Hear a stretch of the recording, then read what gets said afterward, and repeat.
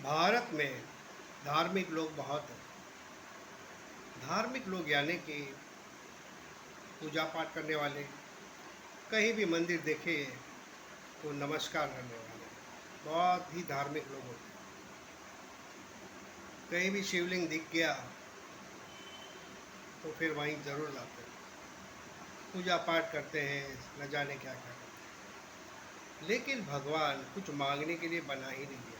भगवान को अगर कुछ कहना है तो थैंक यू कहो और कुछ मत कहो, चाहे जैसे भी आपकी हालत हो।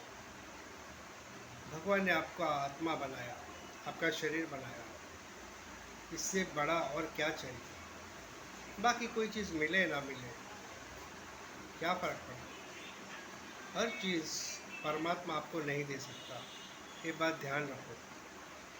क्योंकि परमात्मा, उसकी इच्छा, उसने सब कुछ बनाया है, तो आपको भी जो दिया है सोच समझ कर ही दिया होगा, और आगे भी जो देगा उसमें भी कुछ उसकी इच्छा होगी। तो मांगना बंद करो, भिखारी मत हो, भगवान के सामने शहंशाह बनो। समर्पण भाव जरूरी है, जो तेरी इच्छा वो मेरी इच्छा। तो भगवान के पास कभी कुछ नहीं मांगना चाहिए। लोग जाते ही है मंदिर में मांगने के लिए, मंदिर में घंटा बजाते हैं, तो मंदिर में पूजा पाठ करते हैं क्योंकि कुछ चाहिए। तो भगवान से उसका कोई प्रेम थोड़ी ना है। जिसको भगवान से प्रेम होगा वो रोज मंदिर नहीं जाएगा, कभी कभार जाएगा, क्योंकि वो भगवान को केवल मंदिर में नहीं देखता, वो सभी मनुष्य और प्राणी में देखता है। तो कब देखोगे ईश्वर को मनुष्य में, प्राणी में, पशु पक्षी में, वृक्षों में? कब देखोगे? केवल मूर्ति में ही देखोगे तो तुम्हारा मन भी पत्थर जैसा हो जाएगा। ईश्वर को देखना है तो साक्षात मनुष्य में देखो, पशु पक्षी में देखो, झाड़ पेड़ पौधे में देखो, तो आपकी लीला, आपकी भक्ति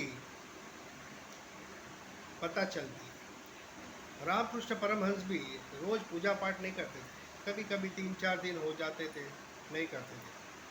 फिर जब भी करते थे तो ऐसी पूजा पाठ करते थे कि पूरी आत्मा उसमें चली जाए, मतलब मन लगा के करते। पर हम लोग ऐसे नहीं है। हम लोग बस नहा धो लिए, 2 अगरबत्ती जला दी, हनुमान चालीसा पढ़ ली, तो आपको लगता है पूजा पाठ हो गया। ऐसा नहीं है।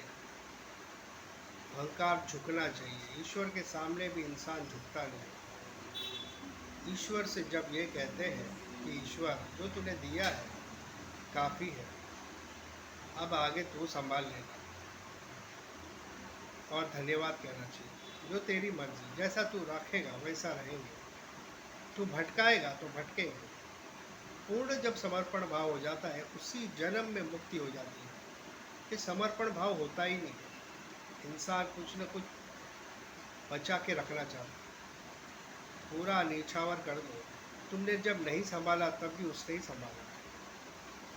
ओशो कहते हैं सब कुछ छोड़ दो, सारे धर्मों का सार, वेद पुराण भगवत गीता बाइबल का एक ही है, समर्पित हो जाओ। जैसा रखे वैसा रहो, कुछ भी बचाने की कोशिश मत करो, क्योंकि यहाँ कुछ बचता ही नहीं है, और अंत में कुछ ठीक होता ही नहीं है। अगर आप सोचते हो कि अंत में सब कुछ ठीक हो जाएगा, तो ये आपकी भूल है। ये पिक्चर नहीं है कि क्लाइमेक्स अच्छा होगा, हैप्पी एंडिंग होगा। ये लाइफ है। लाइफ में कुछ भी अच्छा हैप्पी एंडिंग एंड तक होता नहीं है। इसलिए हर दिन अगर जीना चाहते हो तो समर्पित हो जाओ। नुकसान होता है तो होने दो, प्रॉफिट होता है तो होने दो, रिश्ते बनते हैं तो बनने दो, रिश्ते बिगड़ते हैं तो बिगड़ने दो। जो होता है देखते जाओ, सिर्फ देखने वाले बनो, दृष्टा बनो। अष्टावक्र कहते हैं दृष्टा बनो, दृष्टा नहीं बने तो सब व्यर्थ है। सारे शास्त्रों का सार यही है, दृष्टा बनो।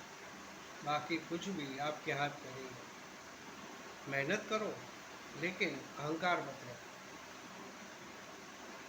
तो ये आज के लिए इतना ज़रूरी इन्फॉर्मेशन आप सभी के लिए। ईश्वर से कभी कुछ मांगो, जब आप नहीं मांगोगे ना तो आपको बहुत सुकून मिलेगा, शांति मिलेगी। भगवान एकदम अच्छी नींद आएगी।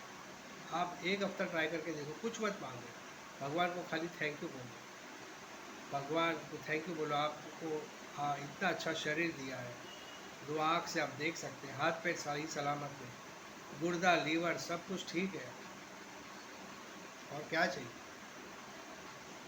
देखो हॉस्पिटल में किसी का लीवर खराब है, किसी की किडनी खराब है, कोई सांसों के लिए तड़प रहा है, कोई ऑक्सीजन ले रहा है। आप तो ऐसे नहीं हो। जब आप थैंक यू कहना शुरू करोगे तो कंप्लेंट करना बंद कर दो। सिंपल फंडा। तो ये बात हमेशा ध्यान रखें। आज के वीडियो में इतना ही है। ऐसे वीडियो के लिए लाइक और शेयर जरूर करें। जय हिंद।